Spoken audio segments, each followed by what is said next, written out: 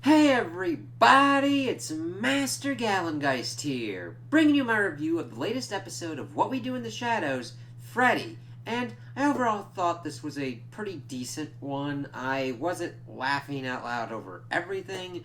The main storyline that I liked the most was probably dealing with Nandor Guillermo and the titular Freddie that we have, and all the craziness that ensued with that. Um, that probably, I almost would say, would have been better if that was the whole thing. And the second portion is pretty much Nadja, Laszlo, and Colin. Though, granted, there is good stuff that pretty much moves on with the whole thing going on with Laszlo and Colin. But let's do the Nadja, Laszlo, and Colin stuff first, and then deal with the Nandor, Guillermo, and Freddie. So we see that Nadja's pretty much riding high on her success with the nightclub and acting like a complete and utter asshole about the whole thing. And it's like, yeah, we got this shit. Seeing her, like, I don't mind celebrity cameos when they accomplish something, but it's almost like we've now gotten to the point where there's enough ubiquity for this series that enough hire people are like, hey, could I do a cameo? I mean, granted, we had a Mark Hamill cameo that was very well done. Okay, like that wasn't just like, hey, I'm Mark Hamill. They gave him a character and everything. But we get like three kind of like celebrity people. We get like Sofia Coppola, we get this other dude, and then this other dude. And they ask for like the celebrity special. Two of them do. And then they get killed, and the dude's like, wow, I was wondering what's going on with that. And then that joke is in the background. I don't think it's a bad joke, but I think that they could have done a lot more with it. I mean, it's good in the background, but I think they really could have went nutty because as the episode goes on, he's like, he thinks it's some kind of like prank joke that occurred, and he can't get in contact with these people because they're fucking dead. And Coppola had her head ripped off, and he's trying to figure out what the fuck's kind of going on. That would have been fucking interesting to just see this dude keep popping up, but not just being like, yeah, I got this. Laszlo tries to have a better contract with Colin, even though Colin really doesn't give a shit. However, I think that Laszlo's doing the kind of correct thing. Now, we don't even know what else that they really kind of wanted. I mean, they wanted to set up a merch table and shit like that, and not just like, fuck that shit. Rips it up, tells him to go fuck off, and then tries to find her own kind of thing while drinking liquored blood and acting like a buffoon. Now, normally I'm not against that kind of thing. However, it's just her being an unrepentant asshole and then falling down and singing stupid shit. Like the same kind of shit that we've kind of heard before, not even kind of like a newer kind of thing. And she's trying to get other kind of kids and acts to pretty much put her nightclub back on the map. She also tries to do blood sprinklers at one point, and one of the rays gets pretty much shot across the room, so that was pretty funny. But she doesn't really find anybody. She then tries to do this erotic circus kind of act, but it turns out she was only able to get the dude who sucks himself off, and that's only good for about 20 seconds. He's like, thank you guys! I'm out.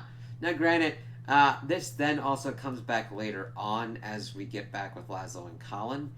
However, it's just like, okay, like,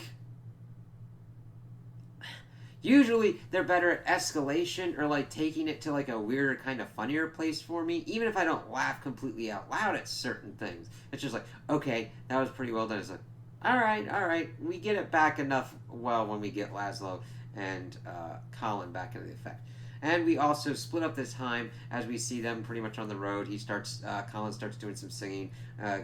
Laszlo is pretty much going to get money and everything. He's talking about like all the great vampire acts, and it's pretty much like every kind of like singer kind of name you could do with like a vampire name. He also does Wraiths things like Billy Wraith Cyrus and shit like that. I just think they just let him off the hook because we see more of that shit at the end credit scene of him just like riffing on all of that kind of shit. It's just like, all right, I appreciate that.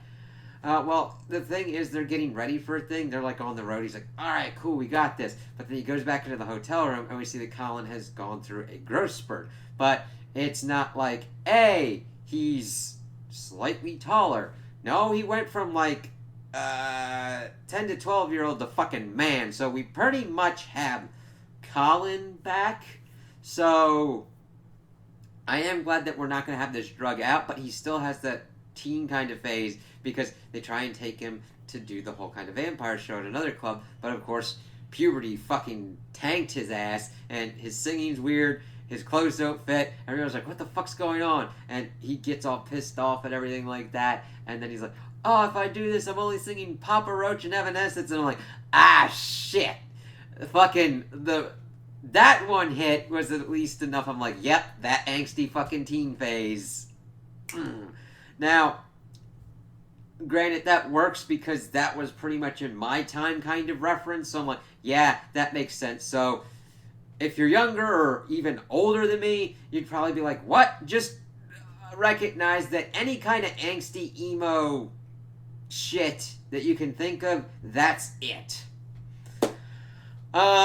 So that was kind of funny, and then like, ah, fuck. So he pretty much gets back. She kind of wants Colin to do his shit, but like they see the whole kind of gross part. He's like, yeah, this fucking sucks, man. And then Laszlo's whole idea was to get the dude that sucks himself off. So it's like, yeah, we're pretty much back, and we're like, all right, we'll have to see how this kind of works out.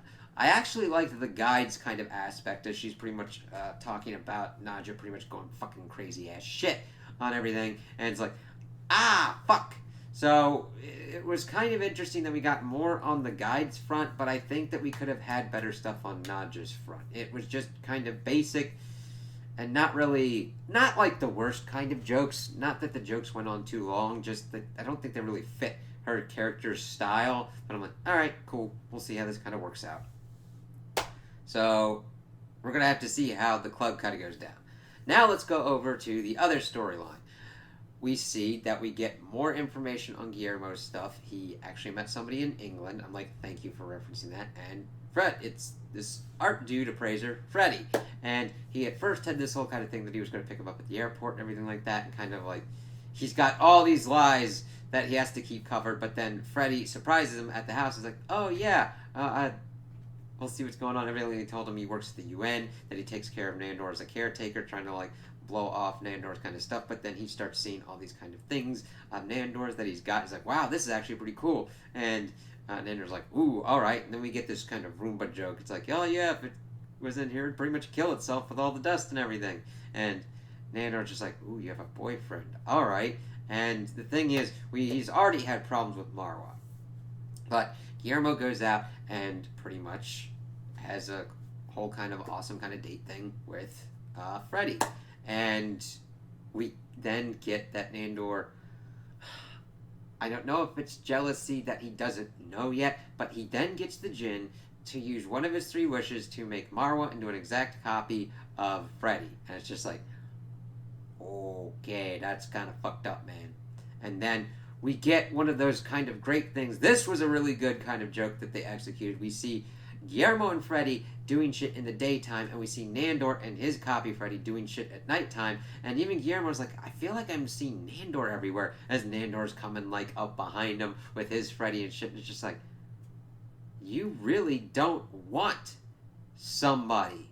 Like, everything that we've seen in this season with him using the wishes and trying to like find this kind of happiness, it's pretty much recognized that what he's trying to find is like in himself, but he's trying to find an external thing to fill some kind of void that he's trying to kind of come to terms with, and he is just fucking over people going on. He's fucked over Marwa by essentially turning her into a copy of him.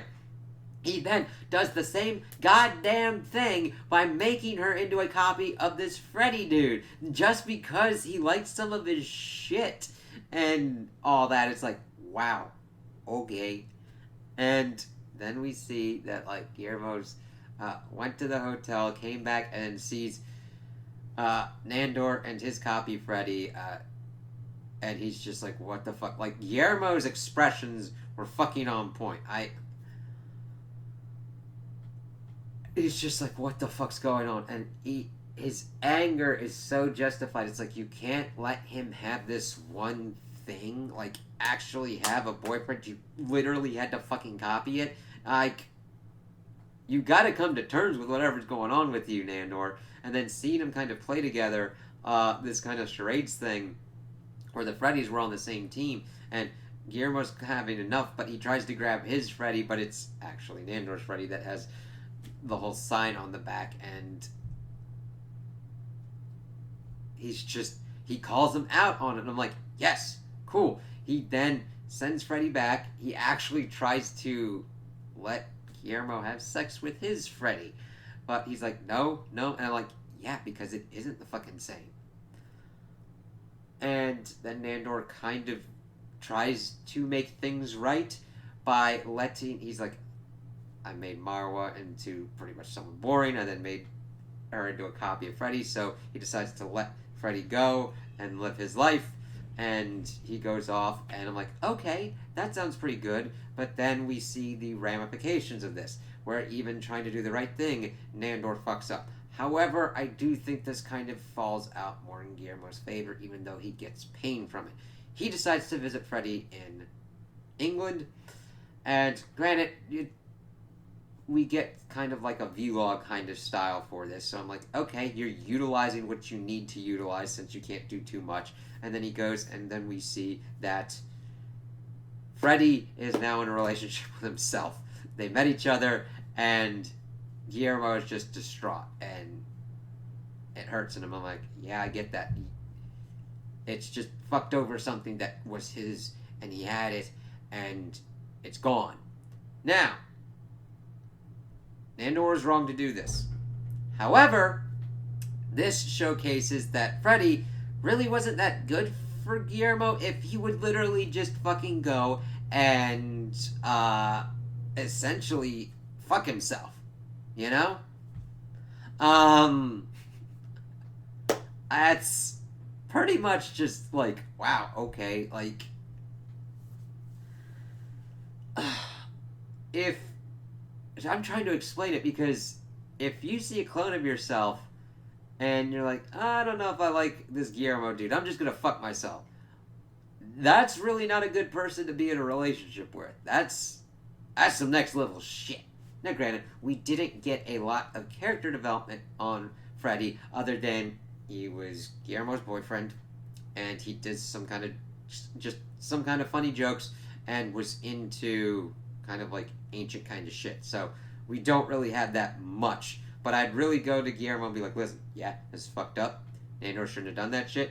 However, you seem to have dodged a bullet, because someone who would pretty much go and fuck themselves, they got their own issues. I mean, granted, you got issues too, but it was an interesting kind of conundrum that I was even thinking more about as I'm even kind of like making this review of, wow, okay, yeah, that really sucks for Guillermo. I really feel for him. And it's funny because he does acknowledge that he stole money from the nightclub. I don't like that he did it, but I'm glad he's not going to try and quibble it and be like, oh, it's what I... Like, granted, he was quibbling like, oh, this is what I was owed and everything, and trying to pretty much rationalize it and everything. I was like, no, you're stealing money from the nightclub. Granted, not just doing the same thing and it's kind of getting fucked, but that doesn't make that shit right. So, we got a lot of movement on that. We'll have to see what the fallout and ramifications will be with Nandor, what he'll use his last two wishes for, what's going to go on with Colin with his whole puberty kind of thing, all that kind of stuff. So, overall, I think that Guillermo and Nandor's, and mainly Laszlo and Colin's stuff were kind of like the strongest kind of jokes, where Naj's kind of stuff was the weakest, even though it is setting up for an interesting fallout of the nightclub just fucking failing, which honestly wouldn't surprise anyone, because these guys have a hard time doing this kind of shit. So those are my opinions on the episode. Tell me what you guys think in the comments below. If you liked it, if you didn't like it, if you agree with me, if you disagree with me. Also, like and subscribe, and I hope you have a good day.